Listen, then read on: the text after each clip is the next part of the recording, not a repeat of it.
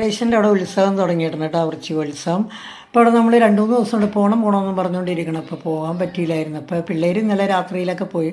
അപ്പോൾ പിള്ളേരൊപ്പം പോയിട്ട് തൊഴാനൊന്നും പറ്റില്ല. രാത്രിയിൽ ചെന്നാൽ ക്യൂ ഒന്നൊക്കെ നിൽക്കാൻ ബുദ്ധിമുട്ടാണല്ലോ, ഇച്ചുകൂടെ നിൽക്കുകയില്ല ക്യൂ അങ്ങനെ. അപ്പം ഞങ്ങളിന്ന് സൺഡേ ആയിട്ട് വെളുപ്പിനെ പോകാമെന്ന് ഓർത്ത് അങ്ങനെ അങ്ങ് ഒരു 5:20 ആയപ്പോൾ അവിടെ എത്തി. അപ്പോൾ അന്നേരം കഥകളി നടന്നുകൊണ്ടിരിക്കുകയുണ്ട് അവിടെ. രാത്രിയിൽ തുടങ്ങണമല്ലോ, 6 മണിയൊക്കെ ആകുമ്പോഴേ തീരുള്ളൂ എന്ന് പറഞ്ഞു. അങ്ങനെ അപ്പോൾ സരിതയും കൂടെ ഉണ്ട്. അപ്പോൾ സരിതയും കൂടി ചെന്നപ്പോഴത്തേക്ക് നല്ല വീഡിയോസൊക്കെ എടുക്കാമെന്ന് പറഞ്ഞ് അവിടെ ചെന്നത്. പക്ഷേ എടുക്കാൻ ഭയങ്കര ബുദ്ധിമുട്ടാണ്. എല്ലാവരും ഫോണും പിടിച്ചുകൊണ്ട് നിൽക്കണേണ് ഇങ്ങനെ വീഡിയോയും ഫോട്ടോയൊക്കെ എടുക്കാൻ. അപ്പം നല്ല ഭാഗങ്ങളൊക്കെ ഇരുന്ന്.